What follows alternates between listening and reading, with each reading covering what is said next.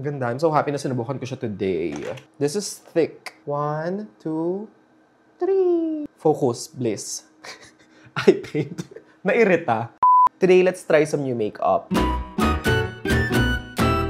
Honestly, feeling ko almost every day or every other day, every week, merong bagong release. And to be honest, ang hirap mag-keep up. So ayun guys, today let's try some new makeup. These are mostly new to me, mga hindi ko pa natatry. We have new shades ng Chuchu Beauty blushes, which I love. These from Strokes at yung mga contour and bronzer palettes. We have eyeshadows from Colorette.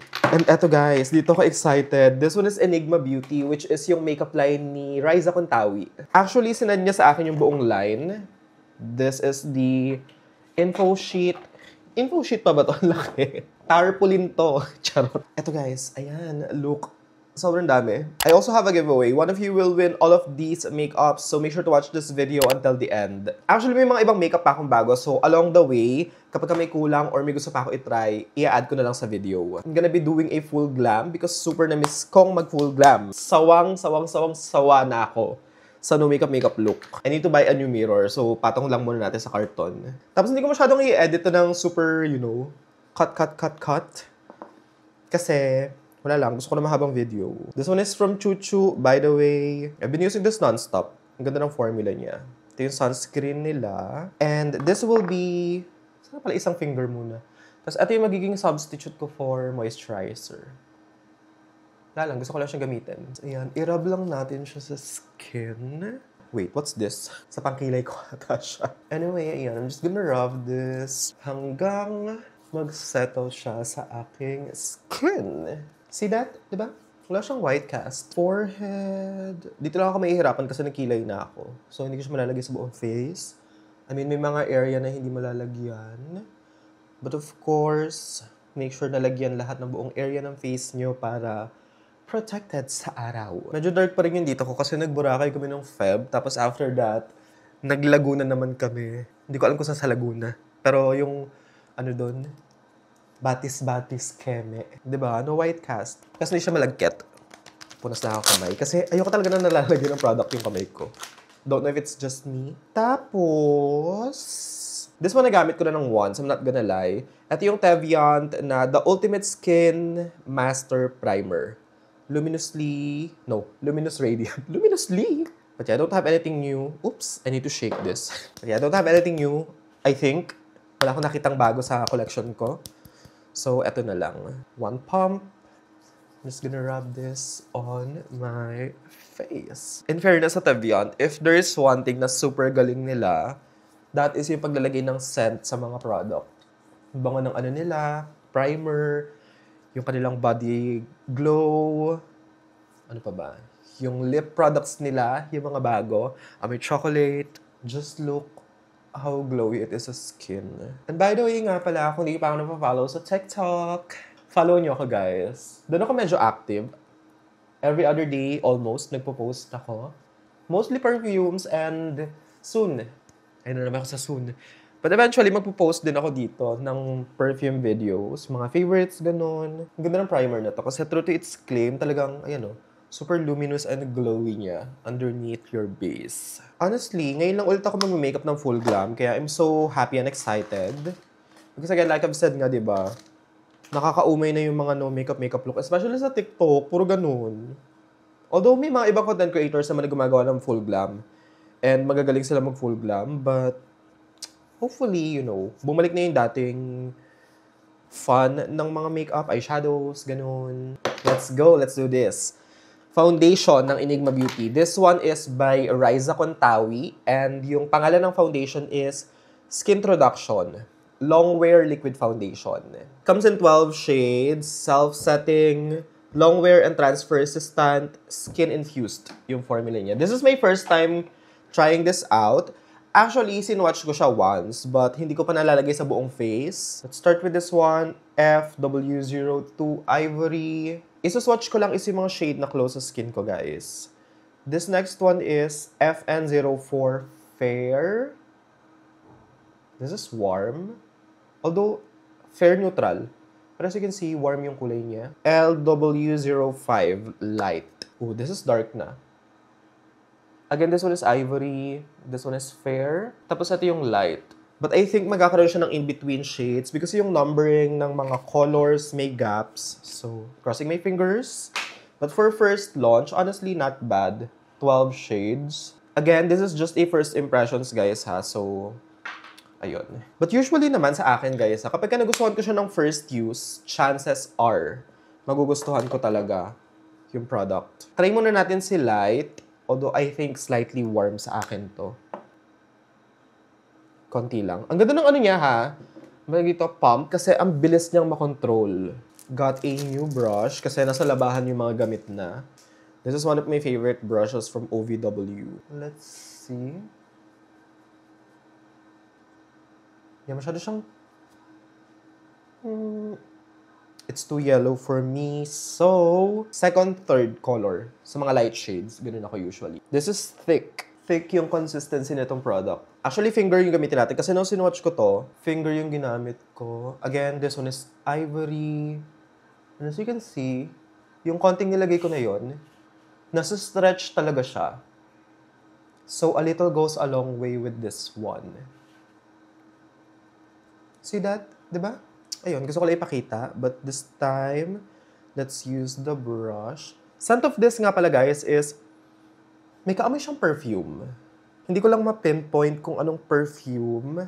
But feeling ko later, maaalala ko siya. Grabe yung coverage nito, guys. Look at that. And I'm not mad because I love full coverage foundations. And again, sawa na ako sa mga light coverage. I mean, it's about time we bring back full glam. Ba't ba ako nag-long sleeves? Yeah, this is the shade na pinaka-okay for my skin. A bit yellow pa for my liking.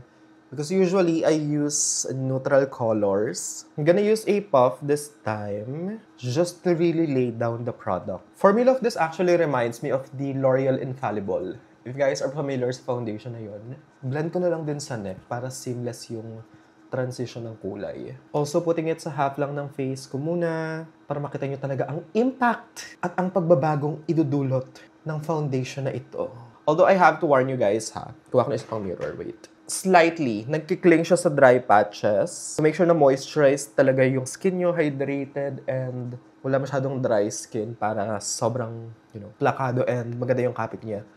But hindi naman ganun ka-OA. Ayan, guys. Diba? Ganda, in fair. And I think alam ko na kung ano yung kaamoy niya. Para siyang Victor and Rolf Flower Bomb and Chanel Coco Mademoiselle. Coco Mad na Chanel.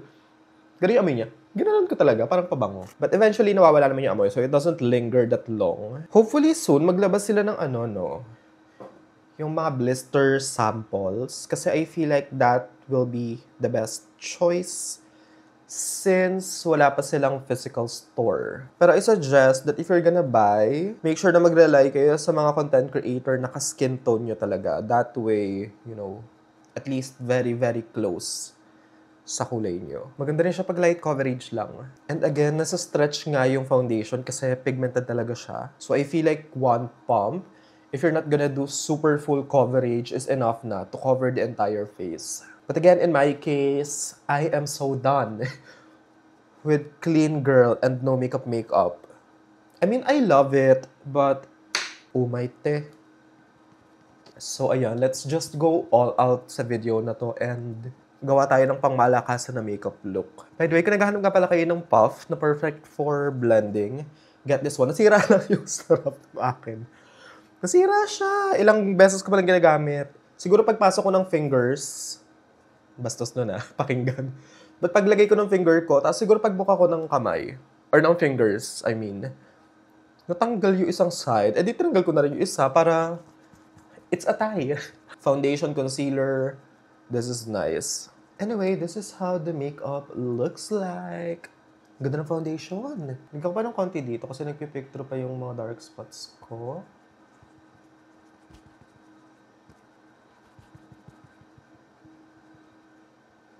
Yan. This is the foundation, guys. Close up. Ayan. Since wala naman tayong tinatagong lihim dito pagdating sa mga makeup. Ayan siya. It's nice. Maganda yung lapat niya sa skin. Again, may konti lang siyang clinging sa dry patches. So, keep that in mind. But I love the finish. It doesn't feel heavy at all. Even though full coverage ng foundation, it feels really comfortable on the skin. Light and hindi siya yung parang icky na, malagkit. Anyway, for bronzer, at yung isa sa mga options natin. This is the Viont Velvet Drop in the shade Cacao. But if hindi siya mag-work, this is a multi-use product by the way, para siya sa cheeks, sa lid. But if hindi work, I can use this one, Golden Hour Cream Bronzer. This is from Get Ready With Me. This is in the shade Sydney. This one, to be honest, I was contemplating if gagamitin ko siya kasi I'm gonna be doing a full face of Get Ready With Me cosmetics. But yeah, for the meantime, let's try this one muna. Again, this is in the shade Cacao.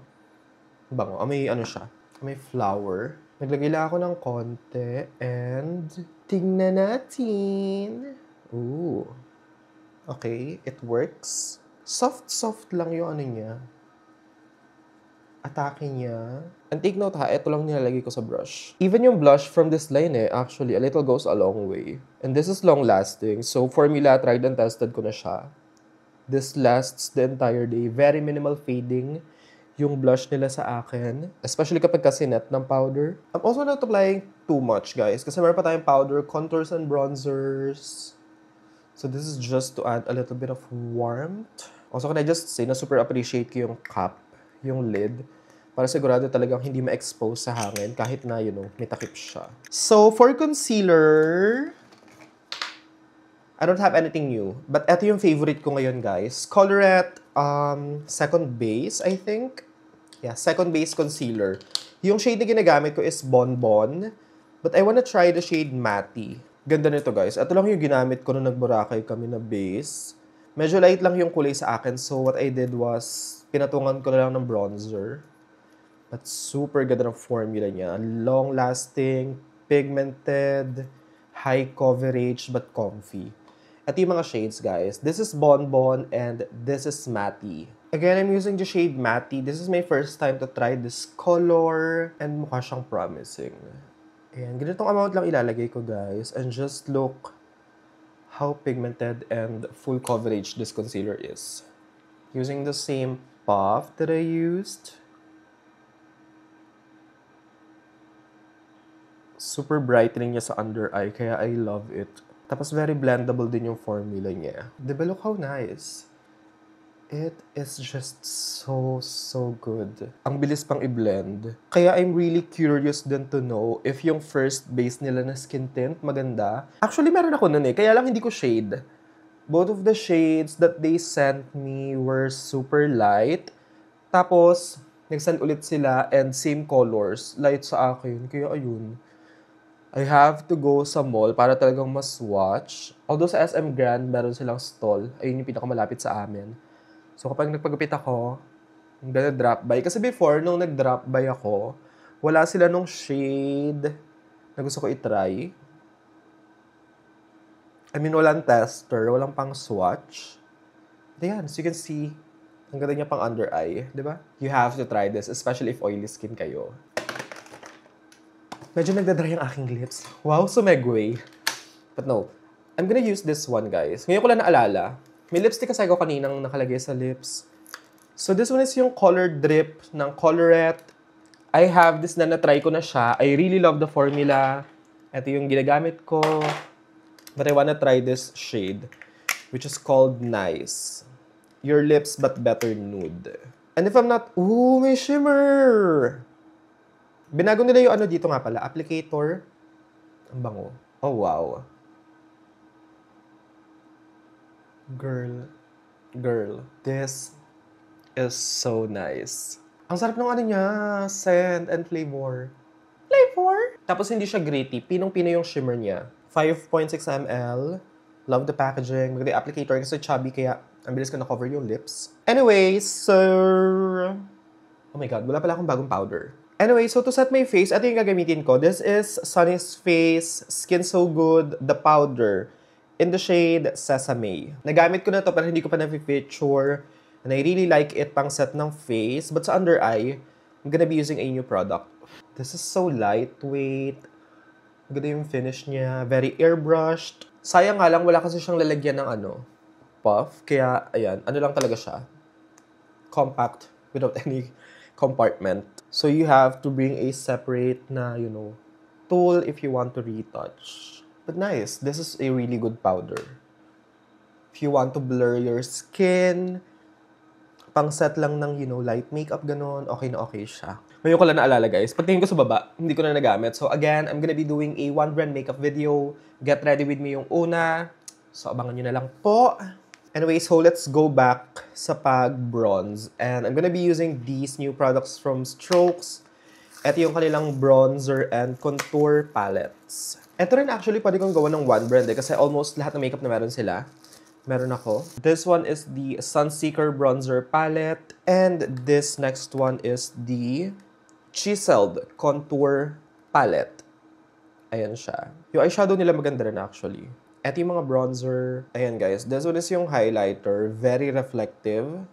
Medyo visible yung glitters. I'm having fun guys. In fairness to me. In fairness to me. Again, this one is yung contour palette. So, more of cool toned shades. Shade number 1. Nalito ko.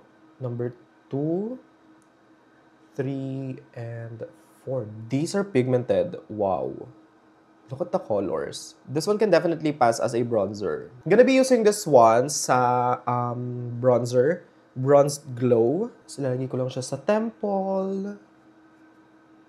Ooh, this is nice. Alam niyo yung ano ko, guys? Eto. Yung Revlon Skin Lights ko, basag na siya. Parang ganun siya. It's glowy, but... it's glowy. It's glowy, but not in a, highlighter way. And hindi chunky yung shimmer niya. Very lang. Golden Goddess ang effect. Yan. Ipupush ko lang siya sa aking hairline. Also add here, I love doing bronzers, so I'm gonna go ham. Nice. Although I have to warn you guys kapag may shimmer yung product, of course, may tendency ma-emphasize yung texture. But texture is normal, so, di ba? Who cares? Lagay din tayo dito sa chin. For contour, let's use this. Etong shade yung gagamitin ko. Sa nose lang muna. Yan. Ganda siya. It mimics the shadow. And I love na hindi siya super duper cool toned. Ang ganda! Tapos yung formula niya pa ang soft. Kaya ang bilis niya i-blend. So hindi ka may intimidate gamitin siya. But of course, if beginner kayo, start with a little product and build up na lang. Diba? Ang kipot. Ang kipot! I like this nose contour shade. Ang init ngayon guys, sorry kung malakas yung aircon. Hindi ko kayang hindi mag-AC, mamamatay ako. Haluan ko ng first color. Just to, see. Perfect din. Nilalaro ko na lang yung pag-ano. But serious ako guys sa mga sinasabi kong sinasabi kong thoughts about the product. It's just that, I just wanna have fun. Let me be. Guys, let me be. Ang ganda ng nose contour. Shit. Napapamura ako sa ganda. Charot. Ngayon ko lang na-realize na puro local brand pala yung sinusubukan ko. But I have this powder that I have been wanting to try for quite a while. Wow, Inglisera. This is from Huda Beauty. Gusto ko yung nila, loose powder. I actually need to get another shade. Yeah, let's try this one. This is the Huda Beauty Easy Bake and Snatch Pressed Brightening and Setting Powder in the shade Cupcake. Kasi feeling ko maganda siyang pa-under eye. Ayan, diba? May kasama siyang ganito, which I think will be perfect for my under eye. So, let's see. Maganda powder ng Huda actually, yung loose powder nila. Super great for baking. I'm gonna get this amount. So, lagyan tayo sa side ng nose. And, I'm gonna press this sa under eye. Ooh, this is definitely brightening. Ganda. Cupcake is the perfect shade for me. Yung isa ko kasi, yung loose powder is peachy something yung color. Peach? Ang ganda nito. So basically, this one is yung powder form ng loose powder nila. Even the texture same. If may magandang deal, bibili ako sa Lazada ng loose powder version nito. Ganda. I'm so happy na sinubukan ko siya today. And actually, ayun yung mindset ko ngayon, guys. Pagdating sa mga base products, concealer, foundation, powder, yan, okay lang bumili ng expensive kasi it's your base. So, pag gusto niyo talaga ng magandang base, invest in a good quality base product. But yung iba, mga blush, ganyan, maraming affordable na mabibili. So, carry lang yung mga drugstore, affordable makeup brands. I'm so happy. Ang ganda ng base ko. Look. Medyo hindi lang pantay sa next, so later ko na yan naayusin. Meron ako dito mga eyeshadow from Colorette, guys. And let's use this. This one is Peach Paradise. This next one is Cocoa Dreams. Ayan. Oh, this one is nice. It is called Berry Wish. Oh, all matte colors. Coffee Bliss. Ayan siya. And ang ganda nito, guys, kasi you have 4 colors ng mga powder eyeshadows. Tapos sa side, meron siyang primer. I think I want to use Berry Wish. Tapos pagkakulang na lang ng colors, yung sa ibang palettes, try din natin. I'm going to start with the primer. Ano yung texture niya? Ooh. Very balmy. So I'm just gonna be applying this all over my lid to neutralize the color. A bit thick yung texture nitong balm. Or I mean base. Maganda yung kulay niya ha. Talaga nakaka-neutralize ng color. Honestly, hindi ako sanay na maglagay kaagad ng eyeshadow right away. So very, very little maglalagay ako ng powder. Baka kasi mag-patch kapag nilagay ko directly yung eyeshadow after that, that base. Let's first use... may ano pala siya. Nakalagay dito. Mid-tone, highlight, enhancer, and topper. So parang ayun yung flow. But, I personally don't really follow instructions pagdating sa eyeshadows. I mean, use it however you want. This is pigmented. Ayan, I'm just gonna be applying this all over my lid, my crease. This reminds me of Natasha Denona palettes. I mean, not the formula ha, but yung flow, yung format, ganun. That is blendable, guys. Look. So, using a smaller brush, kunin natin tong dark shade. I think gusto ko mag-spotlight eye. Kasi feeling ko bagay siya dito sa product na to. Or I mean sa Color Story. I'm just gonna be applying this sa outer and also sa inner. But actually all over the lid, pwede rin if you want to make your life easier. Kasi malalagyan din naman yung center. Kaya I'm just gonna blend this para talagang diffused yung color. Honestly, feeling ko hindi bagay sa akin yung mga ganitong kulay. But, it is what it is. Fairness, mabilis siya i-blend. Pigment is also nice. Although soon I hope mag-release sila ng talaga super sparkly na eyeshadows. More intense. And yung talagang glam. For everyday, these color stories are great. I mean, yung mga browns nila. Diba? Maganda siya pang araw-araw. So, I'm going back doon sa primer na ginamit natin. Itong base. And ilalagay ko siya sa center para may pagkapitan yung natin. Shimmer. Unahin ko muna itong mata na to. Gonna get this color first. Pang base. Cute yung color. Although I wish mas siya, sparkly. Although gets ko naman, I think yung target talaga for this specific product is yung mga on the go. Kaya rin ganitong amount of colors lang para mabilis mag-decide ng, gagamiting colors. But formula, I don't have anything negative to say. Very easy to use. But I think I'm gonna use other eyeshadows as well. Like topper, ganun. Because I really want something na super sparkly. I'm just applying the same purple color dito sa aking under eye. And connecting here. This brush is nice. GE04 from Get Ready With Me. Pang under eye kasi soft siya. Actually, pang highlight sa inner corner pa nyo rin gamitin to. Not gonna lie. At first, medyo kinakabahan ako sa kakalabasan ng eye makeup look. But it's slowly coming together. So, lagay tayo ng more shimmer sa lid. I'm gonna be using this one from Strokes. Ito yung kanilang Focus Bliss. Eye paint. Nairita. Ito yung kanilang Eye Paint Solo. Before kasi this one, yung kabilaan siya isang matte, isang shimmer. Tapos pinaghiwalay nila. Naswatch ko na to before. Actually, nagamit ko na. Maganda siya.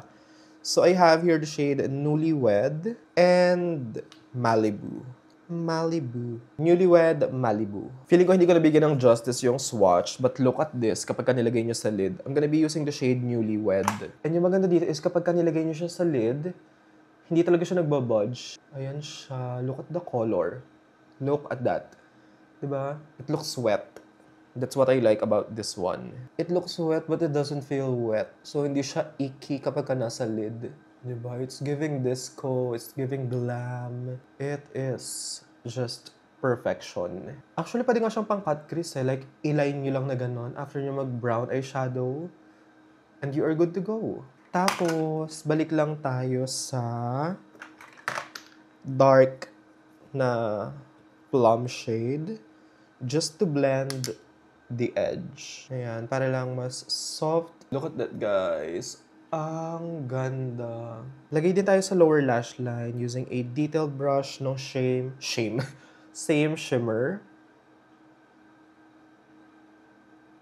Para lang cutie-cutie ang atake. Diba? I love it. More colorette stuff. These are for the eyes. So we have the Pen Pal gel liners.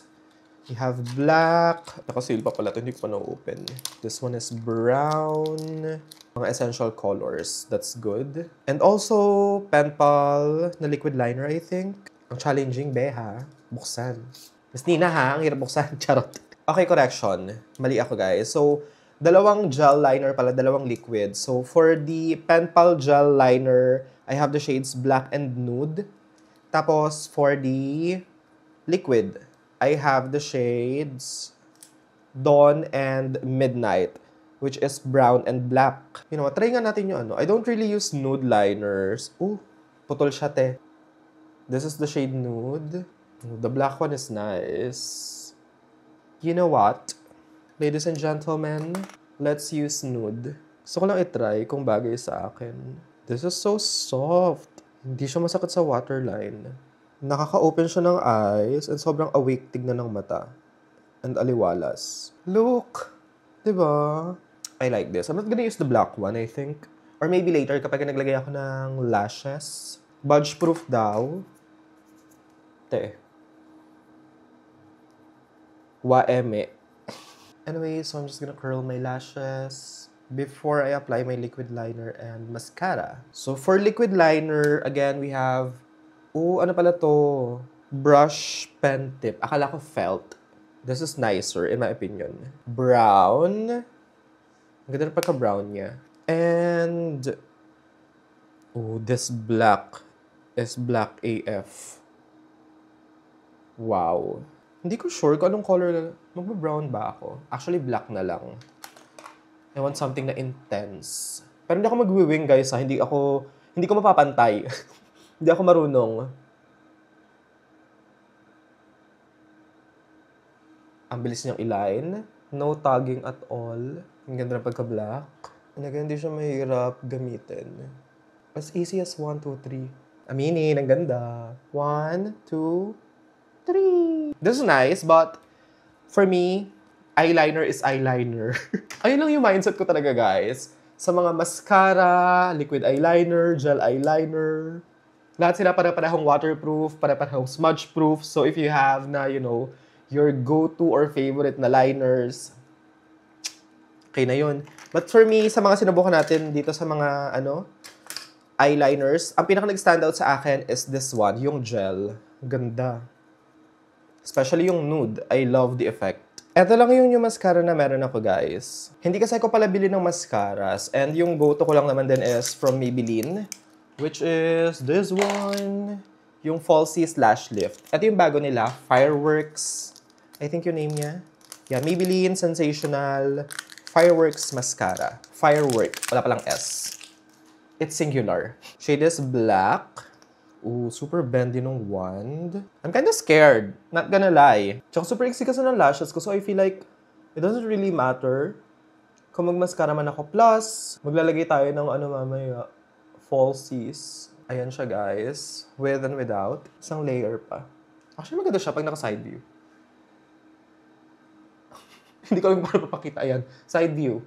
Ayan siya, guys. So yeah, for me, for first impressions, this is just an okay mascara for me. But it definitely does the job. I mean, look at my lashes, diba? May difference siya compared sa wala kanina. Subukan ko muna ulit siya multiple times. Tapos siguro sa mga future videos, ganoon, i-update ko na lang kayo dito. For blush, subukan natin yung bago ng Choo Choo Beauty. Love the formula of this one. And I'm really happy na naglabas sila ng mga bagong shade. And eto yung isa sa mga products na talagang hindi ko dinedeclutter. As in, kinolect ko siya. I think isang shade lang yung wala ako because Binigay ko sa boyfriend ko. Also, may contour nga rin pala to guys, but hindi ko na sinama kasi nagawan ko na ng TikTok video. Ito yung mga new shades ng blush. This one is Daring Babe. Also, in-update nga pala nila yung packaging. Magnetic na yung closure. This one is Peachy Pop. Next is Sweetie Pie and Bubblegum Kiss. Ito yung gamitin natin today kasi feeling ko bagay sa eye makeup ko. Kinda nervous, guys. You know what? Feeling ko hindi masyadong kita sa video. So, medyo kakapalan ko siya. Changing my brush. And let's see. Okay, hindi naman pala masyado nakaka-intimidate. Actually, ang bright niya tignan sa under eye eh. Diba? And then, i-blend natin siya dito to connect it slightly sa eyeshadow. If there is one local blush na you need to try, this is it, guys. Chuchu Beauty. Not this specific color, ha? Of course, kung ano yung kulay na gusto nyo. But this formula, kasi super blendable niya. A little goes a long way kasi pigmented and this lasts the entire day, guys. No retouching needed. And ang sulit niya kasi parang you have 3 products in one, diba? You have 2 colors individually, tapos you can also mix them. This time, let's use this bright one. Oh, this is a lot. So, let me just put this sa cheekbone area. So, going back with my powder brush, I'm gonna blend it further just to soften everything. For lashes, I'm using Polash and yung style na napili ko today is Vanna. Actually, dalawa yung pinagpipilian ko, Vanna and itong si Crypto, which obviously I think halata naman well-loved. Ayan yung difference nila. Ngayon, tinitingnan ko siya sa camera. Crypto. And syempre, to apply the lashes, I'm using the Polash Lash Glue. This one is yung black. This one is reusable. So, multiple times na siya pwedeng gamitin. And itong lash glue, talagang kapit na kapit. Tapos guys, look, sobrang nipis ng band. Honestly, hindi ako sanay maglagay ng lashes sa camera, but let's see kung anong magagawa ng aking kapangyarihan. Feeling ko ang haba na ng video na to, but I miss doing long-form videos. And if you guys want yung mga ganitong format, yung chill lang, ganun, just let me know. So, lagay na natin. Wait, kinakabahan ako! Oh my God! Charot. Aray ko, putek. Naipit nung ano yung balat ko. Diba? Ang ganda. Sa kabila, tingnan natin kung ilalagay ko siya na maayos. Next eye. Ba't dito ang bides? Diba? Ganun lang. Tapos na.